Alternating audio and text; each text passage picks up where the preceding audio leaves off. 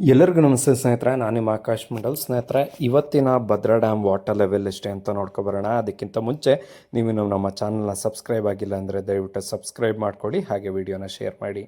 ಸ್ನೇಹಿತರೆ, ಇವತ್ತು ಅಂದರೆ 16 June 2026 Bhadra dam water level 136 ಅಡಿ 7 ಇಂಚು ಇರುವಂಥದ್ದು.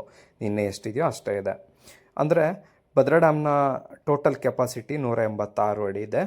ಇನ್ನು ಭದ್ರಾ ಡ್ಯಾಮಿನ ಇವತ್ತಿನ ಒಳಹರಿವಿನ ವಿಚಾರಕ್ಕೆ ಬರೋದಾದರೆ 128 ಕ್ಯೂಸೆಕ್ ನೀರು ಒಳಹರಿವು ಆಗಿರುವಂಥದ್ದು.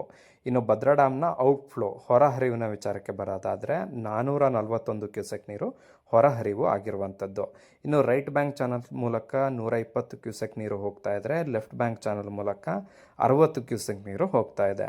ಇನ್ನು ಸ್ಲೂಸ್ ಗೇಟ್ ಮೂಲಕ ನದಿಗೆ 200 ಕ್ಯೂಸೆಕ್ ನೀರನ್ನು ಬಿಡಲಾಗ್ತಾ ಇದೆ. ಇನ್ನು ಎವಾಪ್ರೇಷನ್ ಬಂದು ಆವಿಯಾಗಿ ಹೋಗುತ್ತಿರುವಂಥ ನೀರು 61 ಕ್ಯೂಸೆಕ್ ಆಗಿದೆ.